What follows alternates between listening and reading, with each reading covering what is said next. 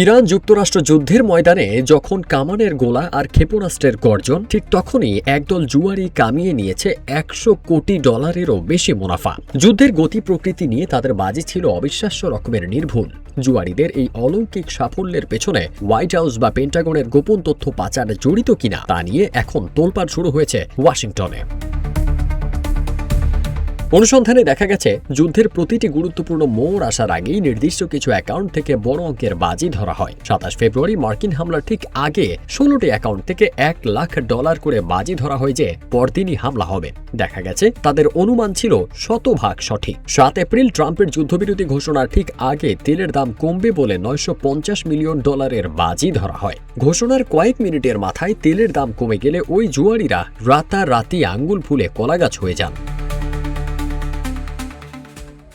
সবচেয়ে চাঞ্চল্যকর তথ্য হল, ইরানের সর্বোচ্চ নেতা আয়াতুল্লাহ আলী খামেনির হত্যাকাণ্ডের ঠিক আগে মেগা বিমান নামের একটি অ্যাকাউন্ট সহ আরও কিছু সন্দেহভাজন আইডি থেকে খামেনির ক্ষমতাচ্যুতি ও মৃত্যু নিয়ে কয়েক মিলিয়ন ডলারের বাজি ধরা হয়েছিল।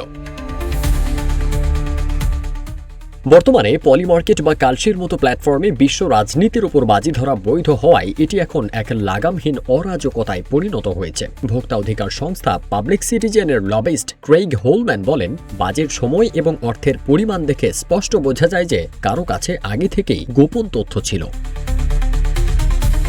মার্কিন কমিউনিটি ফিউচার ট্রেডিং কমিশন বিষয়টি নিয়ে তদন্ত শুরু করেছে। তবে এই তদন্তের স্বচ্ছতা নিয়ে প্রশ্ন তুলেছেন বিশেষজ্ঞরা। কারণ কমিশনের কমিশনার মাইকেল সেলিগ ট্রাম্পের অত্যন্ত ঘনিষ্ঠ এবং প্রেডিকশন মার্কেটের প্রতি সহানুভূতিশীল হিসেবে পরিচিত। কলাম্বিয়া ইউনিভার্সিটির অধ্যাপক জোশুয়া মেটস জানান, লেনদেনগুলো ব্লকচেইনে হওয়ায় অপরাধীদের শনাক্ত করা অত্যন্ত কঠিন। ফারদিন সানি, রূপালী বাংলাদেশ।